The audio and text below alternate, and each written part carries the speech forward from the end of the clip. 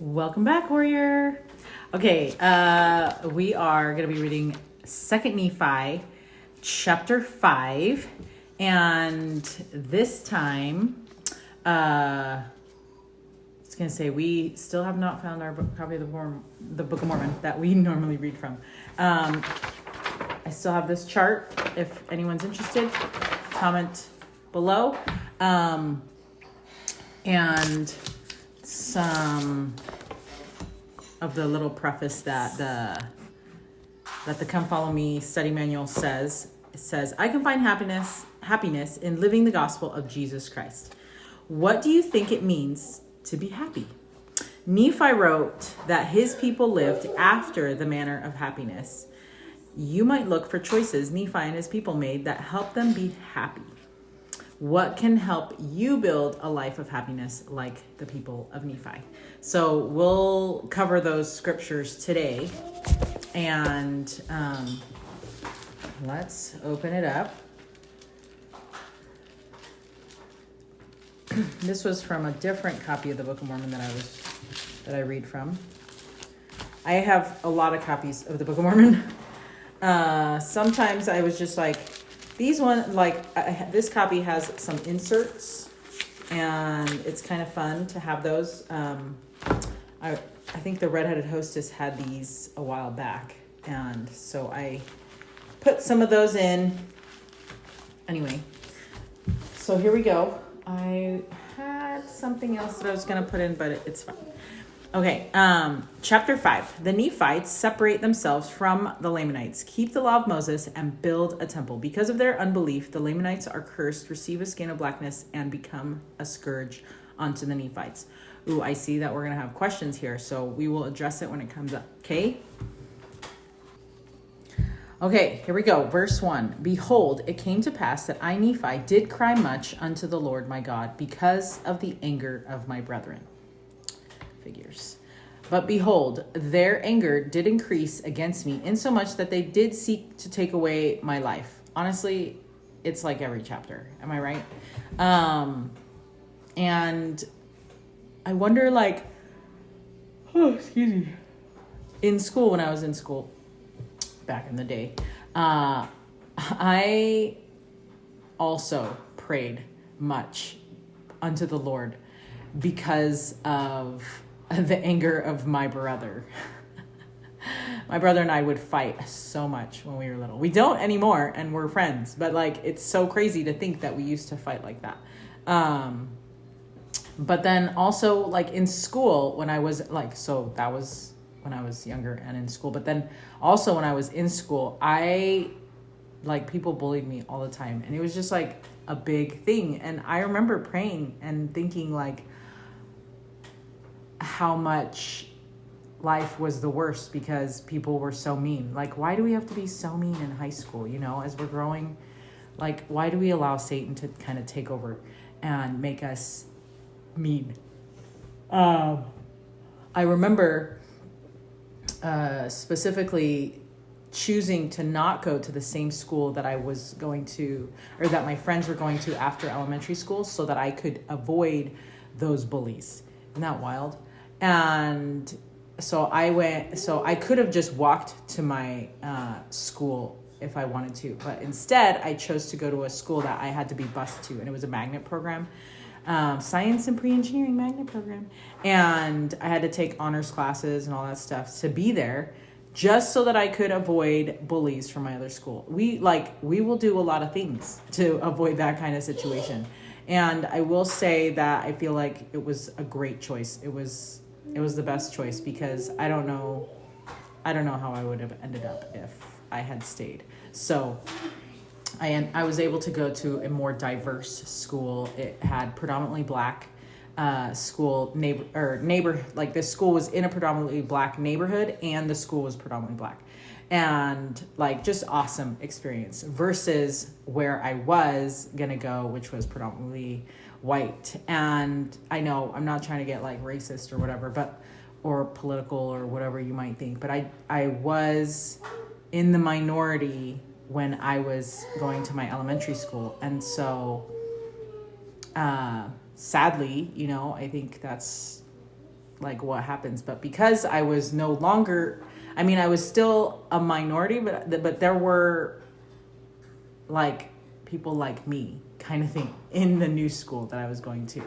But there were Black people, there were Hispanic people, there were, you know, people from South America, people from all over, it felt like. And it felt a little bit more diverse. And I think that because of the diversity that was in that school, I was able to not feel like such a outcast.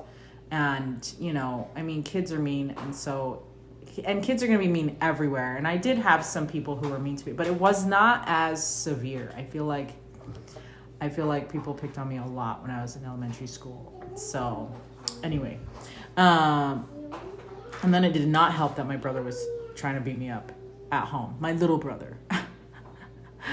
He was able to, like, so I didn't have nails at the time. I have nails now.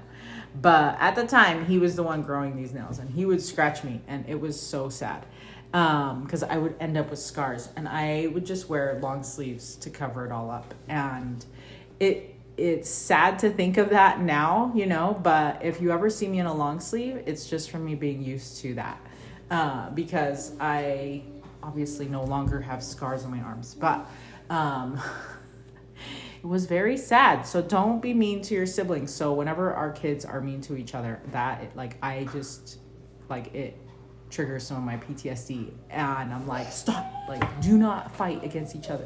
So I get Nephi and him suffering at the hand of his brothers in more than one way, you know? So I can kind of relate as to why he would cry much unto the Lord. And maybe you have same experiences when you were little and you cried much unto the Lord because of the anger of my brethren, specifically my brother, and then all the people that I went to school with. So he didn't, you know, obviously Nephi wasn't going to school or whatever. Back then, they're in the wilderness. So I'm guessing they were nice to him when he was little, right? But it was opposite. So anyways, we're going to keep going. Of course, they're trying to seek to take away his life again. And now we're on verse 3. Yea, they did murmur against me, saying, our youngest brother thinks to rule over us, and we have had much trial because of him.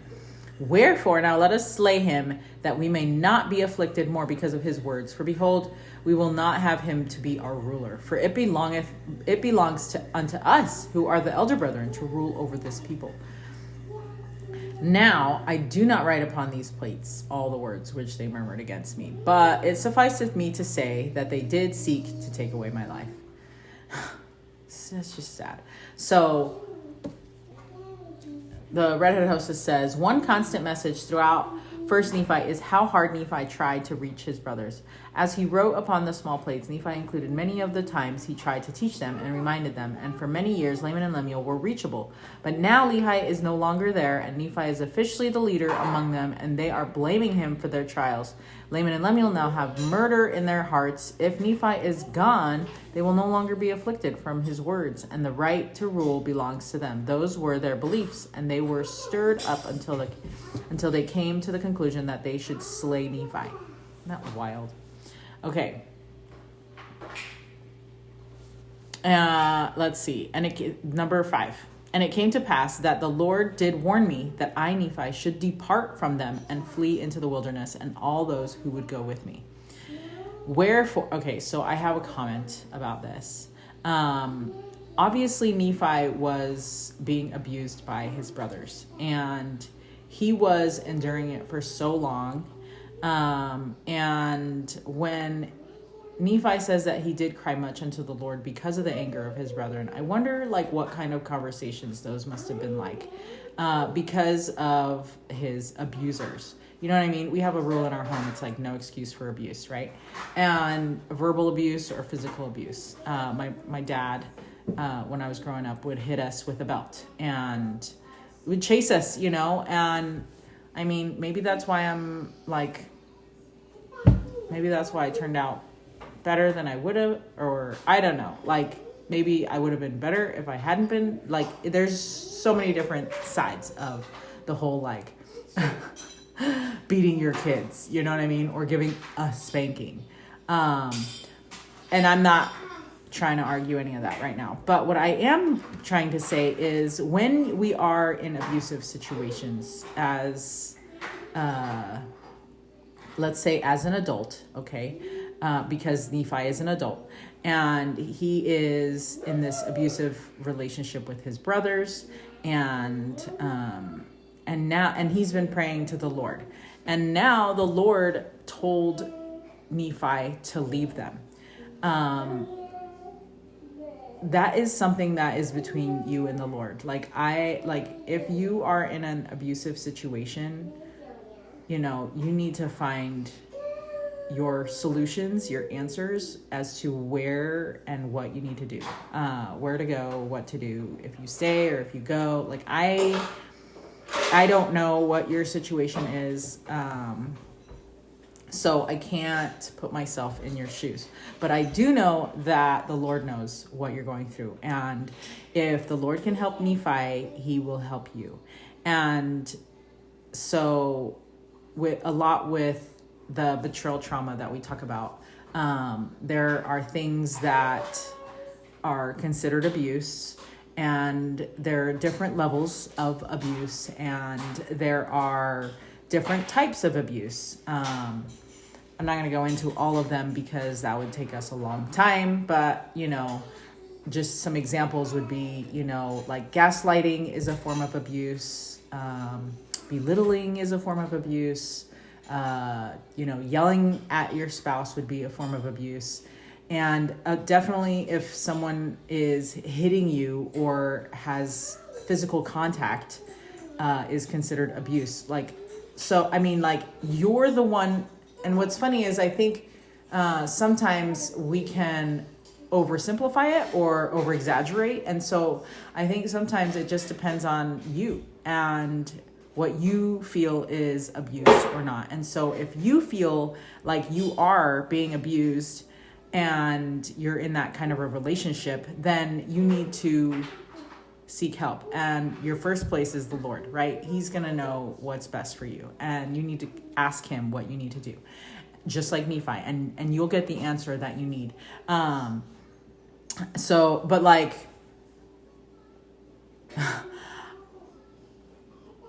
think that covers it. I don't want to tell somebody to not do something or to do something if, you know what I mean? You have to decide what is safe for you and where you can feel safe and who's going to help you feel safe and who's going to be on your team to help you feel safe and make you feel not make you feel threatened and things like that. Okay. So it's a very touchy subject, but I love the fact that that Nephi counseled with the Lord on this. And at the time, Nephi didn't have anybody else that he could confide in, that he could tell, that knew his story. And sometimes we don't have anyone else that knows our story either. And so it's important for you to have a relationship with Jesus Christ and Heavenly Father so that you have that place to go, so that you have them to go to when you need that help. But now we have so many resources to available to us that can help us. And I'm just going to share a story here. It's about my grandmother, and she's still alive, thankfully. She currently lives in Peru, but anyway, she was living in the States, and when she was here, she had this giant hernia the size of a tennis ball in her abdomen, okay, on her side, or wherever the hernias are supposed to be at. And we were telling her that she needed to get surgery. My dad was telling her that she needed to get surgery. Her doctor was telling her that she needed to get surgery. We were all telling her that she needed to get surgery on this because she was just walking around crouched down because of the pain that was causing her. And she couldn't do normal things. And this was not when she was super old either. Now she can't do normal things. She's 90, 96, 90, 93. Anyway, I should keep track of how old my grandparents are. Anyway, so she didn't want to get surgery from anyone, and nobody, like all of us were telling her to get the thing done. Okay. But what she would tell us is that she said that she was waiting for the Lord to tell her to have surgery. Now, I totally think that you need personal revelation to make it in this world. Okay. But I also think that, in the scriptures, when Nephi's talking about having that, my grandmother is prays all the time. Okay. She prays, it feels like 24/7. And so I was like, wait, but you pray to him all the time. Are you sure he hasn't told you this already to go get surgery? And she's like, yeah, no, he didn't. And I was like, okay, so who's going to need to come by to tell you that you need to have surgery? Anyway, so her bishop from her congregation was also recommending that she get surgery because of all these things. And her doctor told her to get surgery.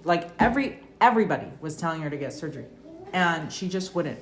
And now, I'm not saying that you don't want to wait for that confirmation from the Lord, but what I am saying is now we have so many resources available to us in these latter days that help to bless our lives. That is why we have been born in these latter days, to take advantage of some of those technological advances. And she's not a pioneer woman who they can't do surgery on because there's no doctor. You know what I mean? So I was just like, but you need to have surgery, or if this hernia explodes, that could be very fatal, or, really bad for her. And so we were just all just please get the surgery. And my dad was telling her. Anyway, everybody was telling her. Finally, she made the decision to go, and she said that she got confirmation from the Lord to get surgery. And I was like, okay, sometimes we need to make a decision. The Lord is not going to give us the decision to do certain things. We have to make the decision and then ask him hey, is that cool? If we are just waiting for him to say, do this or do that, we're just going to stand idle. And he doesn't like people that are idle. He wants people to, he doesn't like it when people are idle. He loves everybody, obviously. But he wants us to make those choices for ourselves and move forward. And if something is not aligned with what he thinks is going to make us awesome, then he can intervene, right? And he can make a change, or can help us know what we need to do if we're moving in the wrong direction, right? Anyway, so we were like, yeah, of course he's going to be okay with you getting surgery. Abuelita, we've been telling you this whole time. So anyway, she got surgery. She started to feel better, and she was able to move around a lot more. And that's the story. I think if we are waiting for the Lord to tell us what to do, it might not work that way for us. We won't get the answer that we're looking for unless we are moving. And my husband, he's so funny. We go on trips and we're looking on Google Maps while we're walking around or driving, right?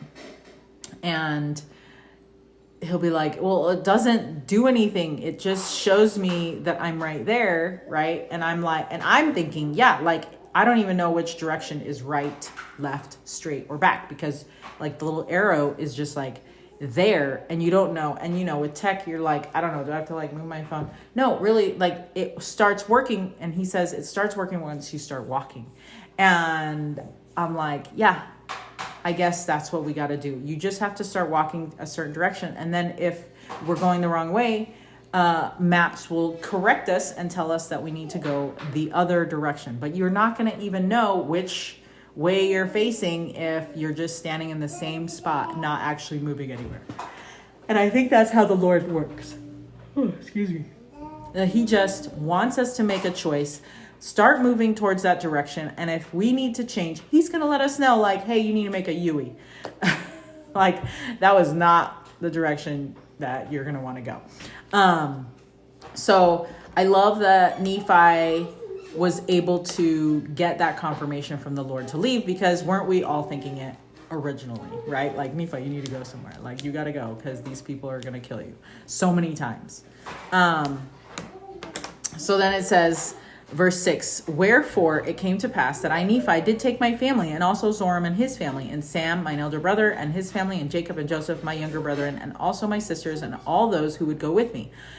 And all those who would go with me were those who believed in the warnings and the revelations of God. Wherefore they did hearken unto my words. And we did take our tents and whatsoever things were possible for us, and did journey in the wilderness for the space of many days. And after we had journeyed for the space of many days, we did pitch our tents. Okay, so I just need to add, right here. And my people would that we should call the name of the place Nephi. Wherefore we did call it Nephi. This is so hard for me to read, because I think of the children, and how many of their cousins were with them, like, we're moving around. Like, it was just this big family. And like, when I was little, I always dreamed of having a big family, because I only had 2 brothers growing up, and one of which came towards the end of my growing up, and the other one didn't even like me very much while I was little, But we didn't have a big family. It was just like us and my grandparents, and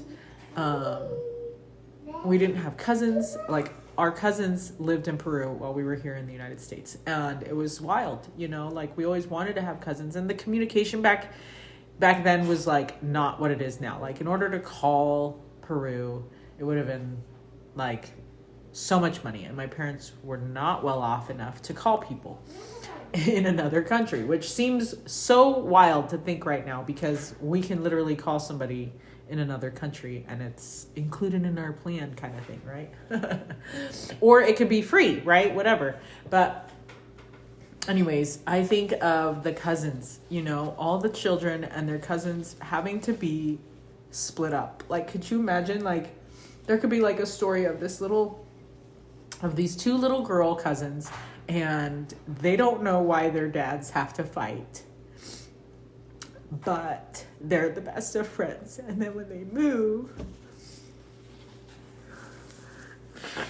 when they split up, they can't be friends anymore, because their parents are splitting them up. Wouldn't that be so sad? What about like boys? What about like this band of cousins, band of boy cousins? They're all like always so friendly, and they don't know why their parents fight, but they're the best of cousins and friends. And then they have to get split up because their parents can't reconcile their differences. And some parents have to be really difficult and want to kill people. And other parents are, gonna just move because now the Lord has told them that they have to move, right? And so that's maybe another reason why Nephi didn't ever want to leave, because he's like, well, I see my kids, they love their kids. It's just like, it would have been a really hard situation to be in, right? Sorry. Pause for a second. And you might think, I don't even like my cousins, okay? You might think, like, I'm not that close to my cousins. I don't get how that would be even hard. Well, think of your bestest of friends and think of that, because they didn't have anybody else to hang out with. It was just those peeps, right? So they didn't have their neighbor next door who was not their cousin, right? They had everybody that was in this company was related, and then you have Zoram. But he was like a brother because he was on Nephi's side, And anyway, like, I just think of the kids like that, and it breaks my heart to see how the family had to be split up, and how Satan works in our lives and in families to split us up. Okay, then verses 5-8, the commentary is, the Lord knew that it was time for Nephi to flee, and he communicated this to Nephi. Nephi and the faithful among them were to leave, which means they would have to establish a new place to live, plant new crops, build new homes, right? Because sometimes when we're the ones choosing to leave because it's unsafe, I mean, it seems like the people who are making the bad choices should leave, right? And they should have to go and set up camp somewhere else, and they should have to go do this, and they should, because they're the ones making the bad choice, right? Or they should move because we want to stay, and we've been good this whole time, right? And I know some friends who have had to leave their home to have separation from their husband because their husband didn't want to leave. And then the court system's like all messed up. So, so then they have to choose to leave, and then it's crazy, right? Like, so then you have to, like, being the person that wants to create that safety and the person who has created boundaries, and you no longer accept certain behaviors and things like that, and definitely, chosen to leave based on the fact that you've communicated with the Lord and the abuse that's going on. You're just like, I'm leaving. Okay. So you've already made that decision to leave now. And you have to set up all this stuff. Like, you got to find a job. You have to do this. You have to do all these things now. And it is hard. And it really just sucks that it has to be you that has to do it, because you're like, I didn't do anything to jeopardize our relationship. I've been faithful. I've been doing all these things, but yet I'm the one that has to move. So anyway, the system is messed up. That is not how it should be. But this is the same thing that Nephi is feeling like. Now we have to go do all this stuff all over again. And so thus begins two separate nations, the Nephites and the Lamanites. And it's difficult to imagine how heartbreaking this moment must have been. And see, I guess Redheaded Hostess also thinks about this was brothers and sisters, cousins, and more. It's family now separated. Okay, so yeah. Although you didn't get to see her ugly crying, you just get to see mine. And anyway, so verse 9, and all those who were with me did take upon them to call themselves the people of Nephi. And so I think it's awesome that they all, like, everyone who followed Nephi chose to acknowledge that he was their leader, that he was their prophet, and that he has shown himself to be dependable, righteous, stalwart. You can tell that he could have, taken his brothers out, but he didn't. So you see some self-restraint, and in a leader, don't you want all those things? So, and the fact that he showed mercy and compassion and patience, and they saw all this that Nephi had gone through, and yet he was still faithful to the Lord, and when most of us would not have been. And so I think it shows how much he has developed as a leader, and has gained the trust of his family and the people that were following him. So I think that's awesome. And you want to surround yourself with people who believe in you, and who trust you, and who love you, and will help you, encourage you during those times. And because if you continue to hang out with the haters, eventually, like, something's gonna break. Right? But if you can surround yourself with people who love you, then you can continue to progress and can continue to move forward in life.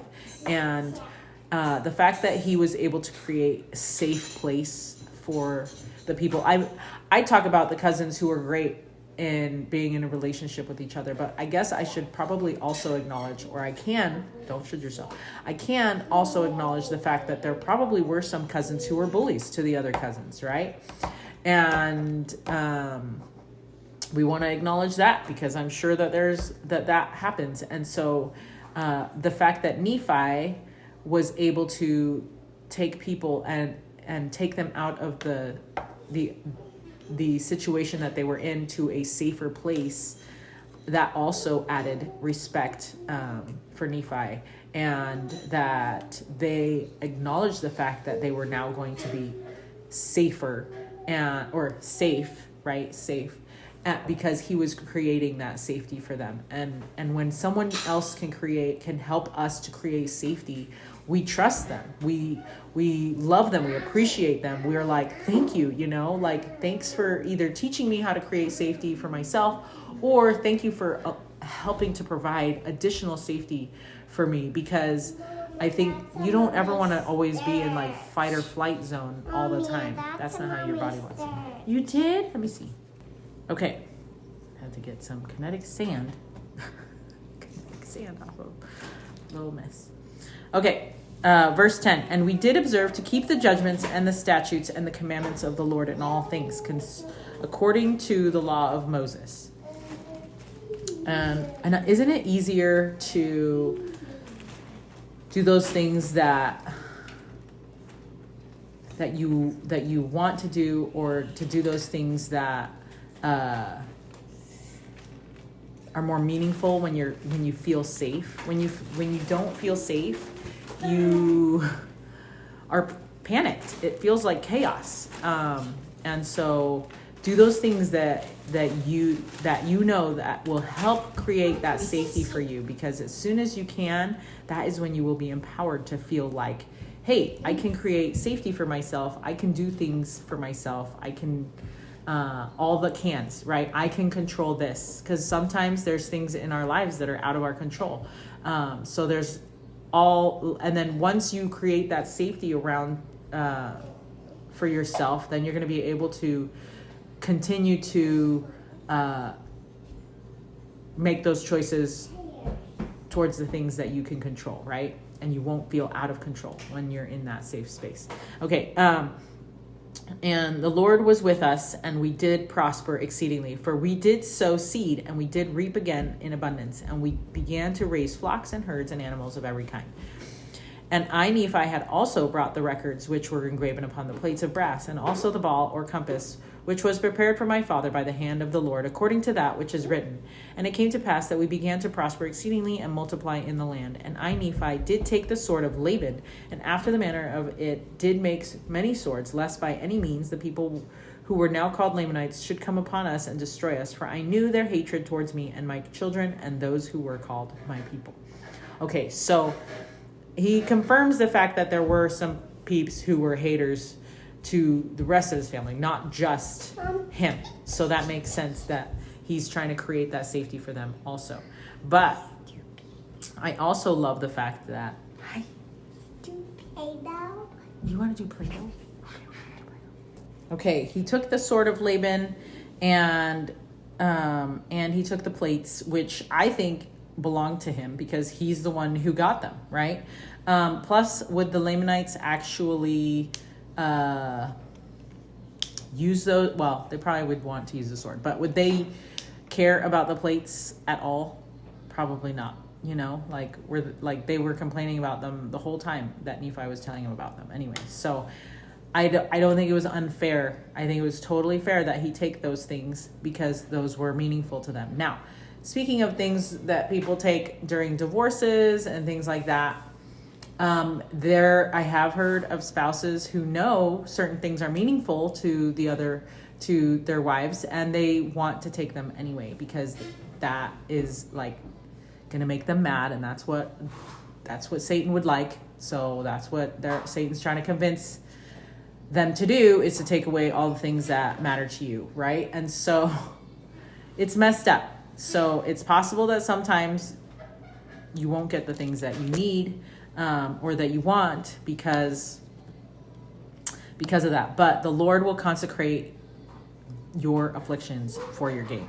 And that is what he is doing with the people of Nephi. He's helping them learn to do all these things. And it says that they began to prosper exceedingly and to multiply in the land once they left that abusive relationship. You know what I mean? So,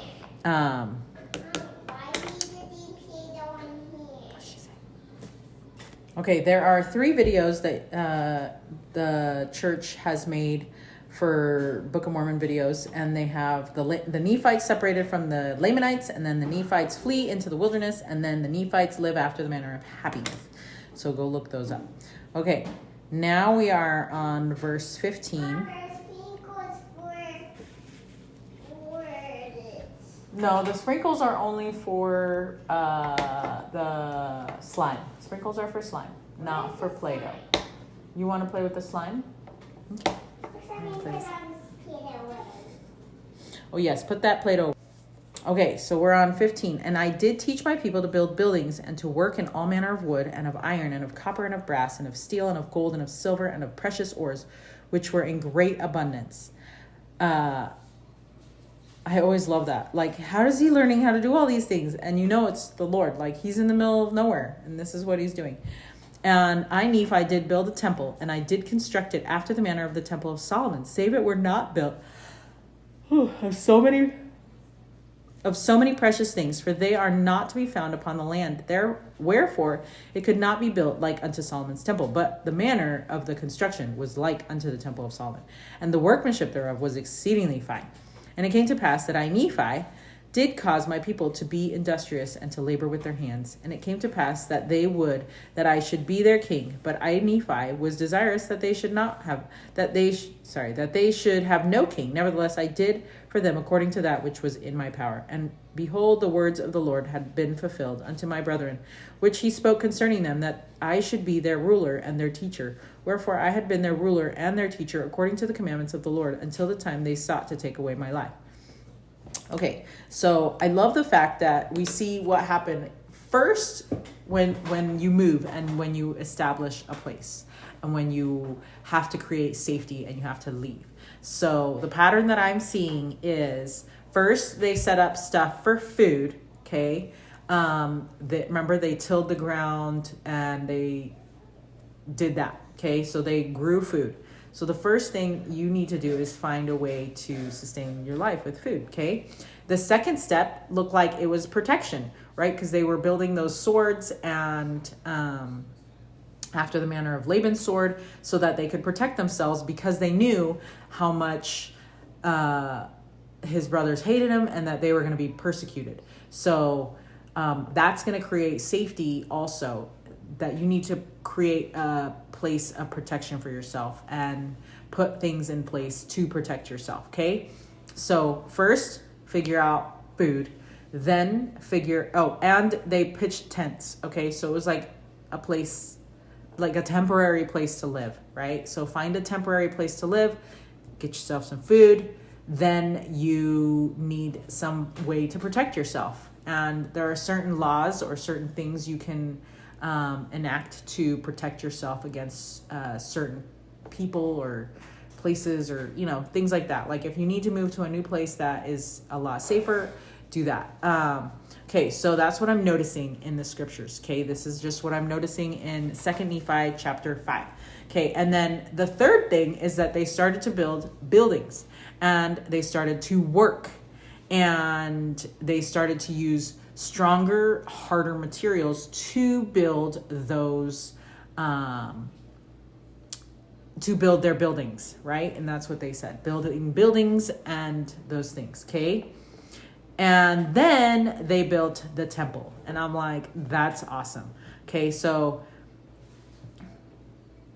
I think that is like a pattern that we can use in our lives. Actually, I should say that he first talked about food, and then he talked about,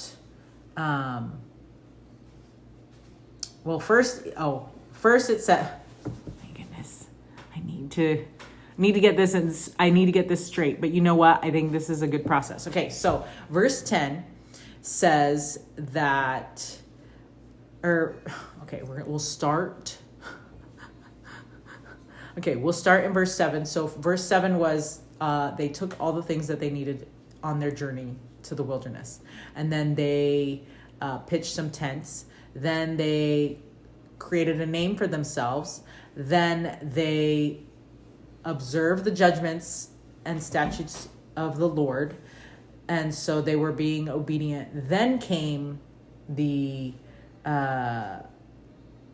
planting seeds and things like that. And then before planting seeds came keeping the commandments of the Lord. Okay, so then they planted seeds. Then they had kept the records engraven upon the plates of brass, so scriptures. Okay, And then after that, they started to prosper. And then because of that, the Lord is blessing them and helping them learn how to build buildings and use stronger materials. And then they built the temple. Okay? So, and then that was verse 16. And then verse 17 was that that Nephi was helping people to be industrious and labor with their hands. So I think that's just like the system that you need to do if you're going to flee, right? So then some commentary here from Redheaded Hostess. It says, verse 15 shows how much work the Nephites put into building their society. They did not live idle lives in tents, but they went to great effort to build buildings and work in metals and woods. Nephi also has them build a temple, and it was modeled after Solomon's temple in Jerusalem. The real Solomon's temple would have now been destroyed by Babylon, but it would have been still standing when Nephi was last in Jerusalem. So now, as far as we know, this was the only temple upon the earth at this particular time. Whoa. I didn't realize that. That is so cool. Because Jerusalem was destroyed, right? Or Solomon's temple would have been destroyed by Babylon in Jerusalem. Yeah. Wow. And I just heard something just recently that the Jews are actually trying to rebuild that temple. And isn't that going to be awesome? And I'm not 100%. I'll have to look this up. Maybe I'll go on break and look this up because I think it's very fascinating.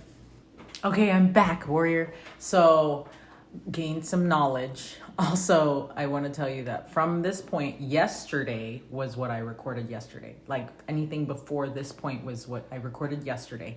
Anything going forward is today, and today's my birthday. And I'm still wearing the same pajamas. Apparently, that's what I need for my birthday, new PJs.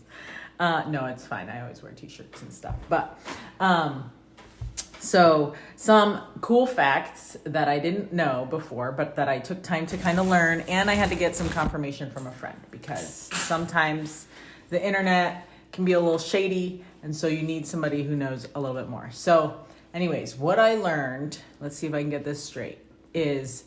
Okay, we know that that Jerusalem was destroyed and that the temple that was there, that was built by Solomon, was destroyed. And during the time that the Babylonians came and invaded. And so they destroyed everything. Then... After, I don't know how many years, and don't quote me, and please don't quote any of this stuff, but you can definitely look it up.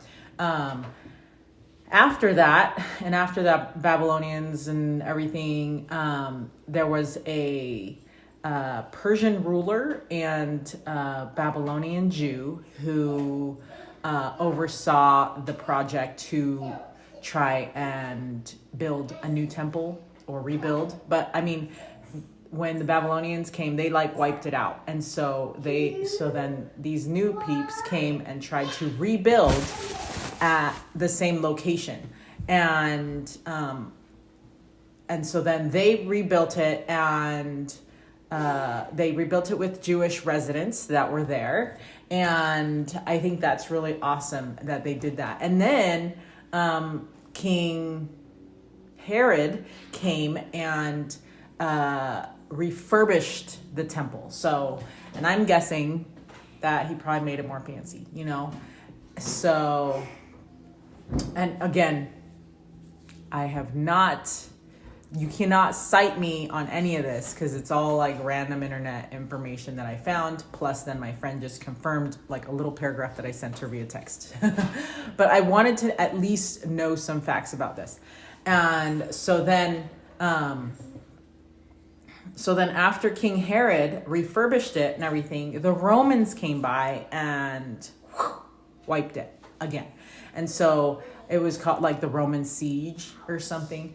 And there's only one wall standing that is called the Wailing Wall or the Western Wall in Jerusalem. And it is still standing today, and people go there to worship and to pray, and I think it's amazing that they still do that, and that's something that's still part of their culture.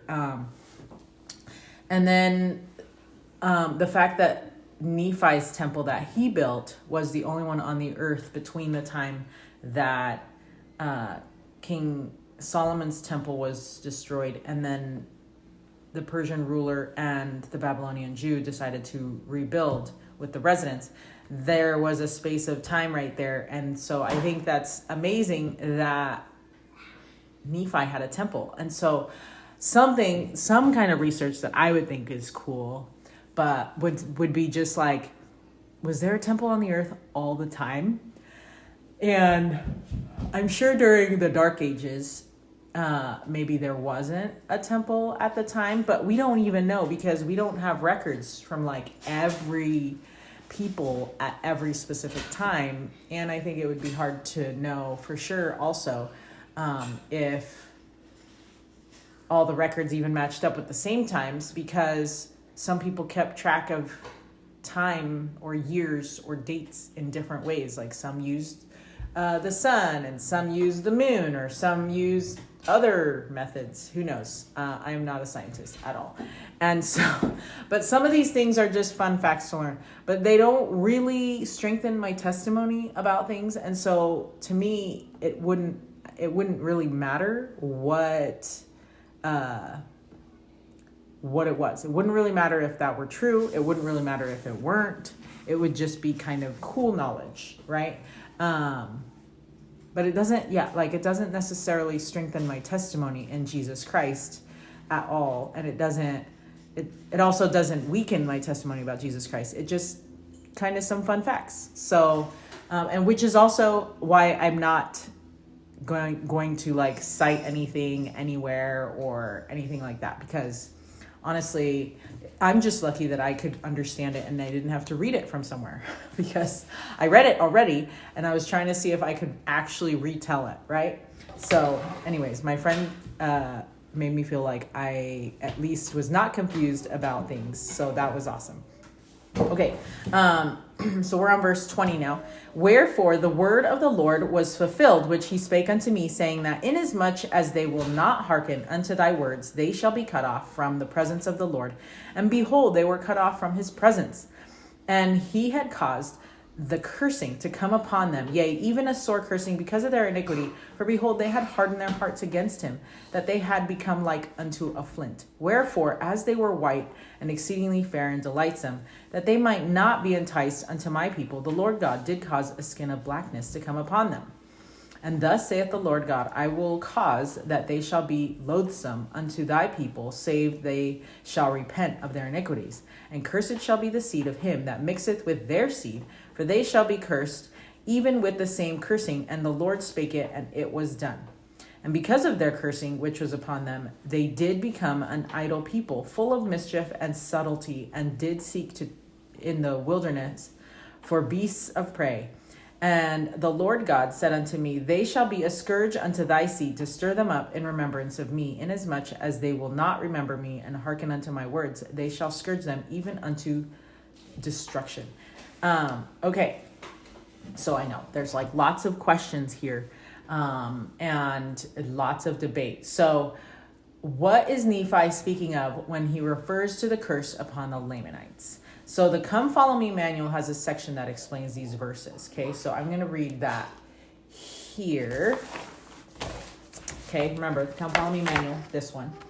Okay, it says, what was the curse that came upon the Lamanites? In Nephi's day, the curse of the Lamanites was that they were cut off from the Lord's presence because of their iniquity. This meant that the Spirit of the Lord was withdrawn from their lives. When Lamanites later embraced the gospel of Jesus Christ, the curse of God did no more follow them. The Book of Mormon also states that a mark of dark skin came upon the Lamanites after the Nephites separated from them. The nature and appearance of this mark are not fully understood. The mark initially distinguished the Lamanites from the Nephites. Later, as the Nephites and Lamanites each went through periods of wickedness and righteousness, the mark became irrelevant. Prophets affirm in our day that dark skin is not a sign of divine disfavor or cursing. President Russell M. Nelson himself declared, "I assure you that your standing before God is not determined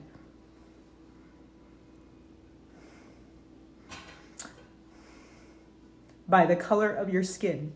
Favor or disfavor with God is dependent upon your devotion to God and his commandments, and not the color of your skin." And that was given in a talk called Let God Prevail in October 2020. Ooh, and that was during COVID.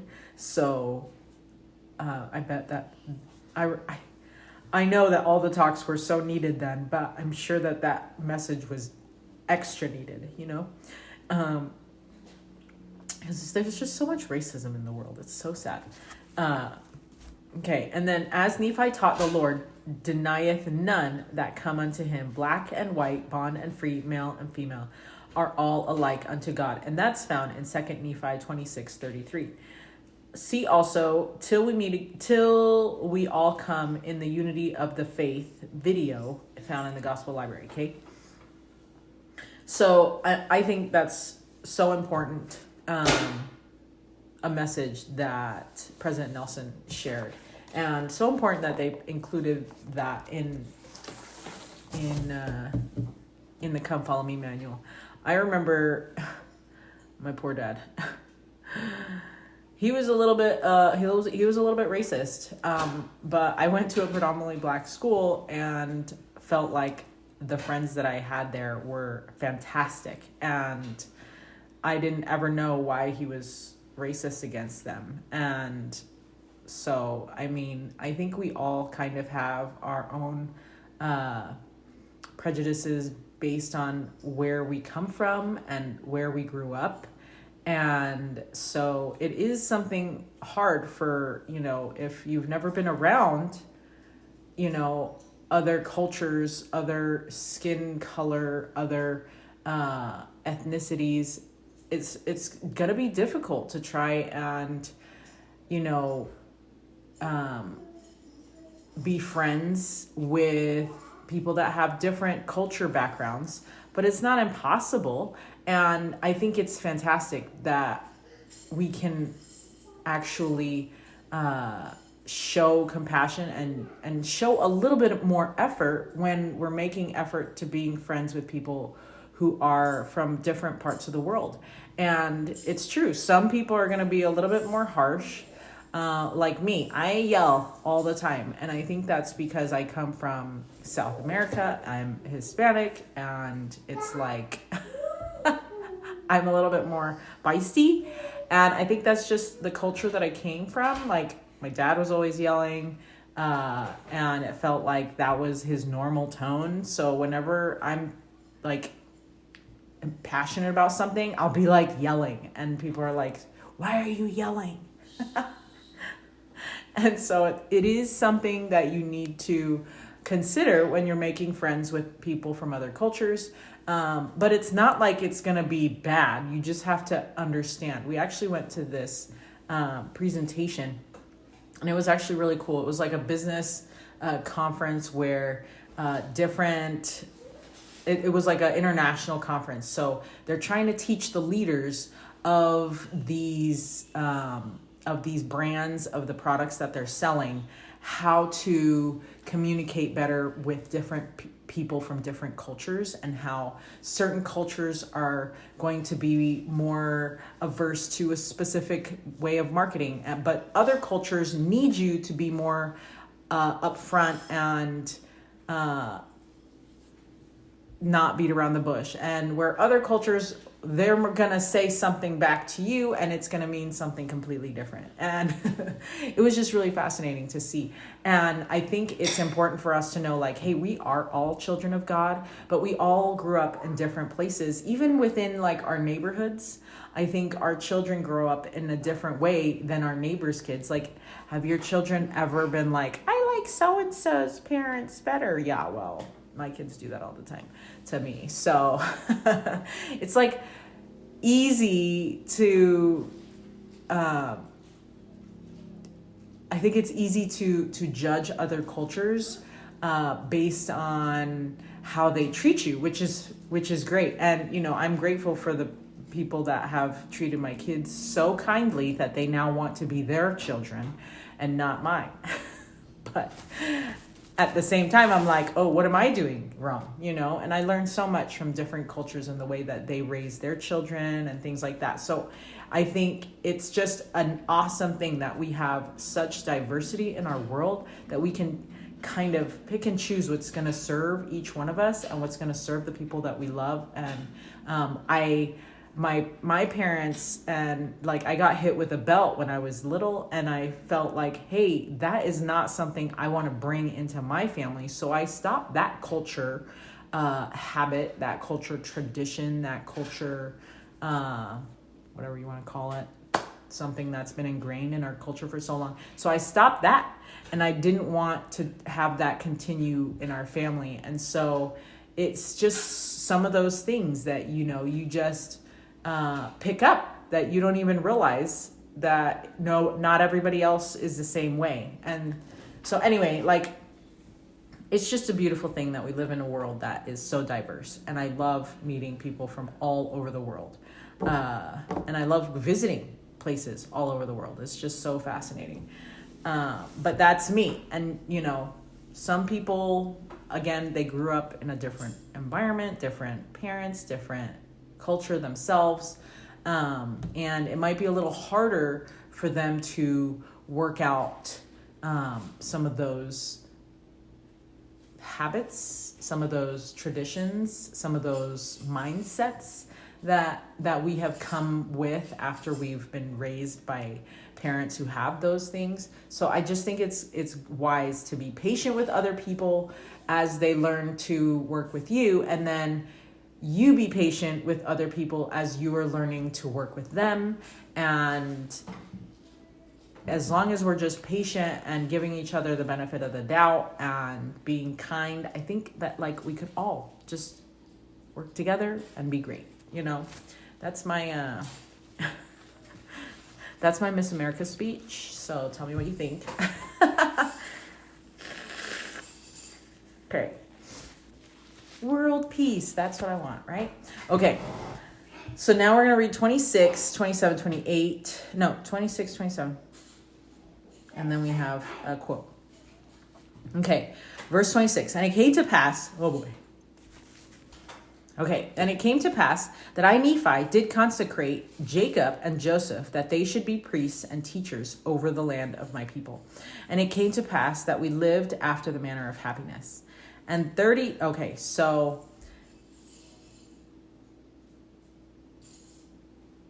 they lived after the manner of happiness. I love that so much. And remember all the things that they have been doing to build up to this manner of happiness.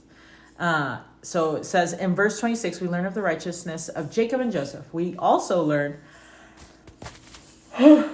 that Nephi is setting up leaders among the people. The Jacob spoken of here is the same Jacob who will contribute chapters in the book of 2nd Nephi, and who will write the book of Jacob after the plates are passed to him. In verse 27, Nephi states this: we lived after the manner of happiness. What caused them to achieve this? Let's look at what Nephi has told us about this society. Okay, this is so cool because I didn't even know they were going to do this, and I have kind of already done this, but this is way more organized because they're not doing this just like off the cuff, Okay, so it says they were obedient to the Lord and his laws. That was 1. They worked hard. 2. They had a temple. 3. They had faithful leaders. 4. They had the scriptures. 5. And they made proper preparation for protection against their enemy. 6. Now, those are the things that we want to accomplish in our lives, whether we are fleeing or we're not. Okay, because we want to live after the manner of happiness. And if we can do these things, we will be happy. Now, sometimes people are like, I'm going to go shopping. I'm going to do that. That's going to make me happy. That's kind of like temporal happiness, which I feel like has its place and time. And then there's those things that are spiritual. And those are the things that are gonna bring us not just happiness, but joy. Like I feel like the word happiness is like, I'm so happy, like it's just like one of those things that could be fleeting. But joy is like this is just what I think. I think joy to me is something stronger, like a deeper sense of peace and confidence, and that includes happiness. But you can be sad but still have that joy with you. Does that make sense? I feel like you can't be sad and happy, but I do feel like you can have joy and still mourn, if that makes sense. It maybe doesn't make sense, but it makes sense to me in my mind, and that's all that matters. Okay, so is there anything else in these verses that you can find that led to their society living after the manner of happiness? Well, they didn't give it to me in the order that it was in.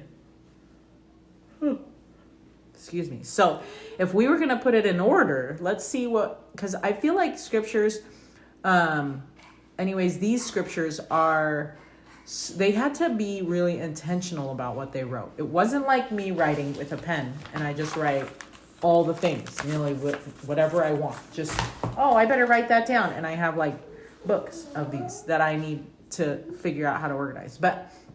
And some of this stuff is like pointless. Like, why would I write that, right?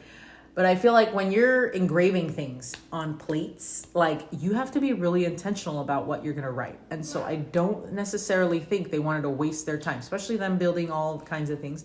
So I think that they were very intentional about what they put in their scriptures, especially Nephi, being as the fact that he had to do this twice over. And so he was not wanting to waste time, right? And plus he's like in charge of like all these people. And so he doesn't have a bunch of time to do this. So I feel like it was very purposeful, the order that he went in when he listed it, specifically because he wasn't writing it the way I read it. Okay. So I like the way that they broke it down, and now I'm going to put it in the order that it comes in the verses and see if that helps.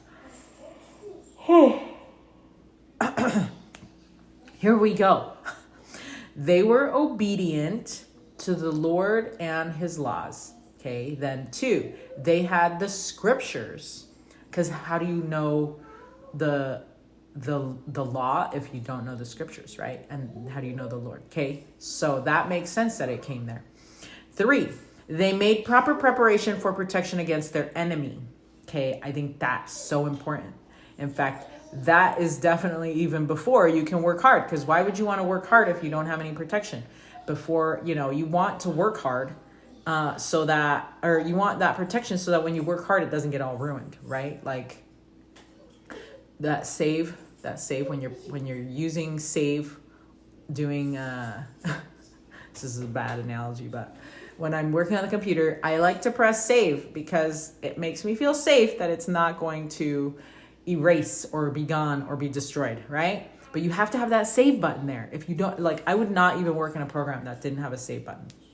Like, even the fact that there's programs out there that are like, I'll save it for you, it's auto save. No, you have to have the save button there. It's just one of those mental things probably ingrained in my mind because I'm from the era that used to have to press save or everything when it crashed was gone, right?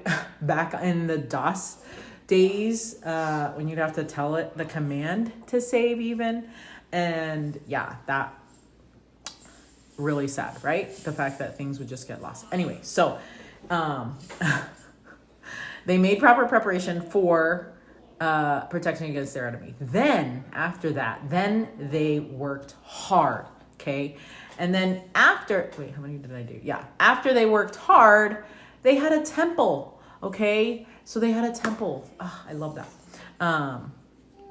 And then after they had a temple, then they had faithful leaders, and they followed faithful leaders. And I think that obviously Nephi was a leader. He had to be there at the beginning, but they established more faithful leaders. And it's important to note, I think, that the leaders had to have all those things established for themselves before they could be examples to the believers, you know? So, okay, now we're moving on. Verse 28 and 29. And 30 years had passed away from the time we left Jerusalem. Whoa, that's wild. And I, Nephi, had kept the records upon my plates, which I had made of my people thus far. And it came to pass that the Lord God said unto me, make other plates, and thou shalt engraven many things upon them, which are good in my sight for the profit of thy people. Wherefore I, Nephi, to be obedient to the commandments of the Lord, went and made these plates, upon which I have engraven these things. And I engrave that which is pleasing unto God. And if my people are pleased with the things of God, they will be pleased with mine engravings, which are upon these plates. And if my people desire to know the more particular part of the history of my people, they must search mine other plates. And it sufficeth me to say that 40 years had passed away, and we had already had wars and contentions with our brethren. Oof. Okay, so at the 30-year mark, it sounds like that's where he was still doing stuff, or he was doing these plates. But then it said that at the 40-year mark was when there had been wars and contentions with their brethren. That's sad. So between the 30 and 40 years, possibly. Okay, and then after the manner of happiness quote from Elder Marlon K. Jensen says, since first making my personal discovery about living after the manner of happiness, I have thought deeply about the principles involved and about how timeless and universal they are. The same patterns and elements of daily life that enabled Nephi and his people to be happy 560 years before Christ work equally well today. Yes, they do. If you I feel like a lot of the time we need to go back to scriptures and be like, what's the pattern again? Because I completely forgot, right? And if we put this, so with the crush framework that I've created, if we put those things in the crush framework, it actually works really well. So for the C, when we want to connect with Christ, see, it says that they were obedient to the Lord and his laws. Perfect. And then they had scriptures. Okay, so those two go head to head, right? But then also it helps us remember who we are. So when we're connecting with Christ, we are being obedient and we're reading scriptures. And then we remember who we are, right? But we are making proper preparation for protection against our enemy. We need to remember who we are because our enemy attacks us all the time. And, these days, Satan attacks us in our minds. I guess he attacked people in their minds back then too. But it's less that we need to go to war with people these days than back in the day. So we're more having those spiritual, emotional, internal battles these days. And so we need to set up that protection against our enemy and be able to set things up like walls, like barriers, like boundaries, and things like affirmations. When you remember who you are, you need to continue to reaffirm those things because that's what's going to protect us. That's what's going to shield us from those limiting beliefs, from the mindset that's not helping us grow and that's not helping us flourish and progress, right? Like all the negative things that Satan feeds us, we need to shield those. And so when we remember who we are, it's helping us to shield those other negative, intrusive whispers from the adversary. Okay, so we have C and R. Connect with Christ, remember who we are. And then unearth or uncover your God-given gifts and skills. And that goes with hard work. Work hard.